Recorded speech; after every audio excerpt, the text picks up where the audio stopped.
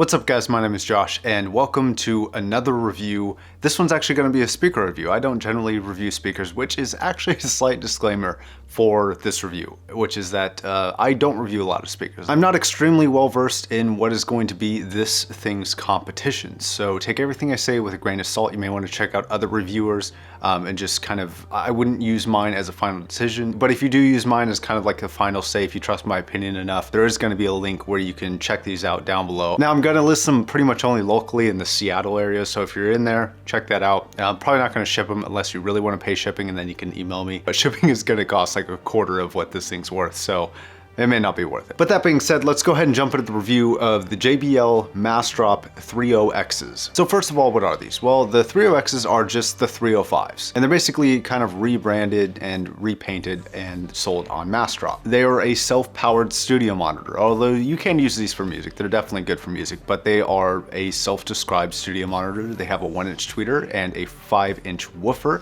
They are powered by a Class D amplifier. Now, I'm not going to get crazy into the specifics of this, but it does have a high frequency and a low frequency trim that either does -2 decibels or +2 decibels or dead center. For the purposes of this review and simplicity's sake, to keep it under a nice time constraint, I did do all the testing and present everything that I'm going to be talking about is from various different circumstances in speaker placement in a large room, in a small room, at a desk, etc. But I was always using the middle of the road for the low frequency, high frequency trim. So both are noticeable changes, but to make things simple, I just kept it at the middle position. Now the build is gloss, and I'm not a huge fan of gloss. I will admit that. It's dirty, it collects dust really easily, it has fingerprints everywhere. It can't get rid of them, they're unavoidable. On the back, it has an on-off switch, a 3-pin power input, an XLR input, and a TRS input. Quick note on the inputs, you can input both, you can play out of both, but it reduces the volume of the XLR input a little more than the TRS. And it doesn't sound right. I'm not sure exactly if it's actually playing both at the same time or if it's kind of switching between the two very, very quickly, because it sounds a little bit choppy for both. But I don't recommend doing that in the first place. Not sure many of you would, but it's something that I don't recommend. You could plug them in, just don't play two sources simultaneously. All right, now let's talk about the sound of this speaker. And honestly, I found these to be lively, full, and a brilliant bargain for the money. They are absolutely worth the cost of the regular 305s, and these actually come in at $175 a pair, which is incredible because normally they're about $150 a piece. The pair I'm selling is actually gonna go for $125 plus shipping if you do wanna ship it. And it'll be paid through PayPal if you wanna pay me. So now let's talk about the treble and then the mid-range, then the bass, and kind of get into the specifics of everything. So outside of wanting to see a little bit more performance in the treble, especially at the upper end of things, I did find the treble to be very well refined, very etched out, very clear, very concise, never bright, never sibilant, and never harsh. And I think they played a little bit safer on the treble. I think there are things in the 10K area to the 20K area I would have liked to see a little bit more resolution in. And a common theme that I probably won't repeat too often here because it'll get a little bit pedantic and annoying, but pretty much every complaint here is met with a huge caveat of these are $175. Like, they are so hard to beat for that money. And pretty much everything I say here, there really are no major flaws here.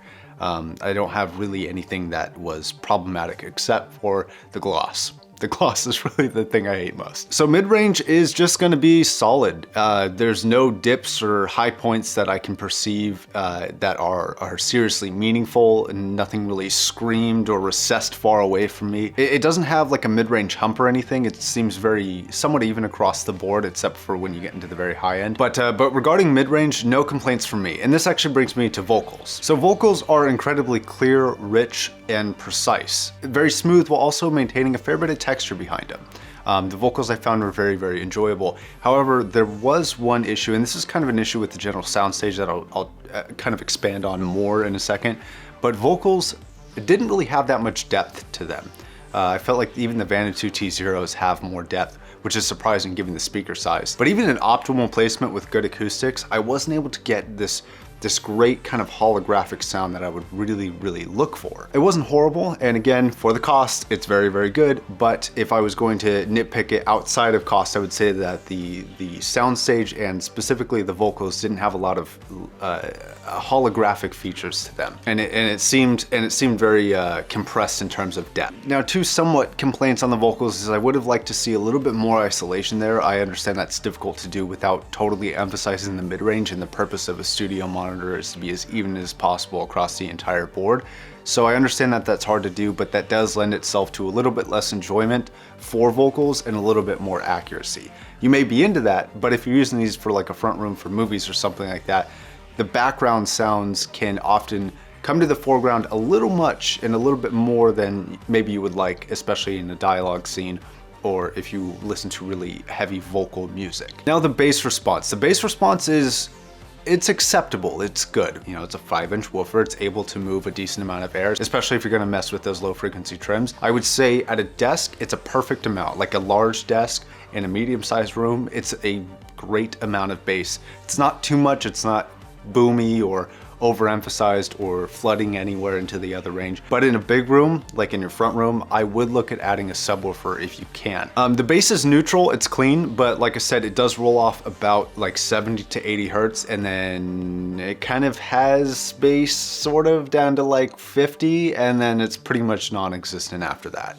And it drops off pretty steeply after 70 or 80. So anything below that, I wouldn't really count on. But up until that like 70 to 90 area, it's really, really solid, really punchy, really impactful. And there's a lot of fun to it, but also maintaining accuracy and something that feels natural. Okay, now imaging and soundstage. Now, a lot of what makes the 305 or the 30X special is the well-developed waveguide.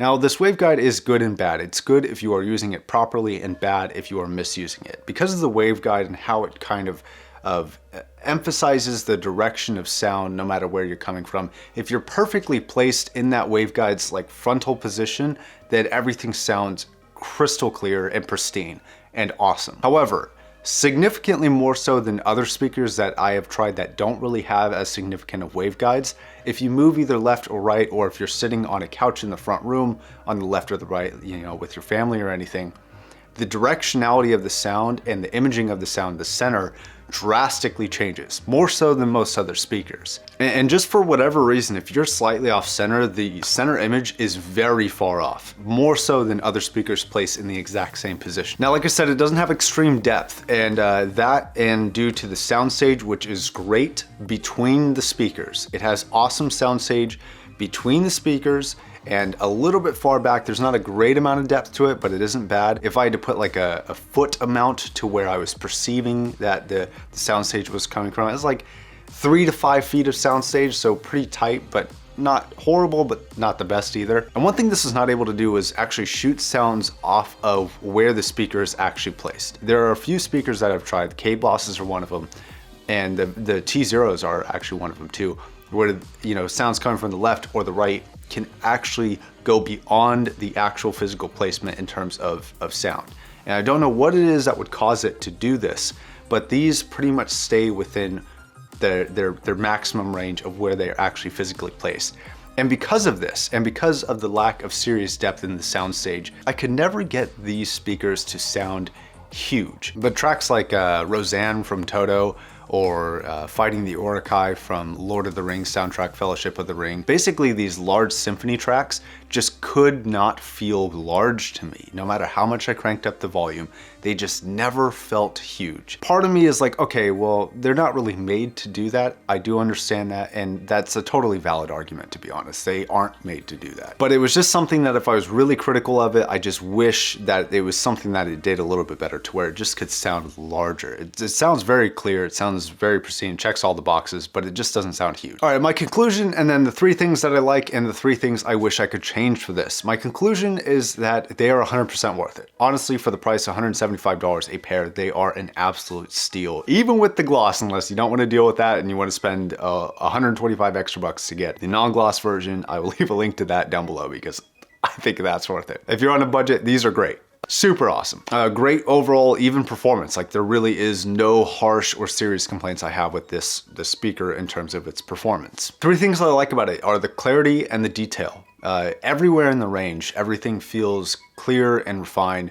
except for maybe on the very upper end, but I understand that it's really hard for speakers to do that. The second thing is imaging. If you are in the perfect position in that sweet spot, it's amazing, it's stellar. Third thing is gonna be the customizability of it. The trim filters actually do add a decent amount of versatility to it depending on the room, and because they change things enough to make a large sonic difference, but not too much to where you're listening to a different speaker, you can really customize this depending on the location, depending on what exactly you want to hear. My dislikes are the gloss.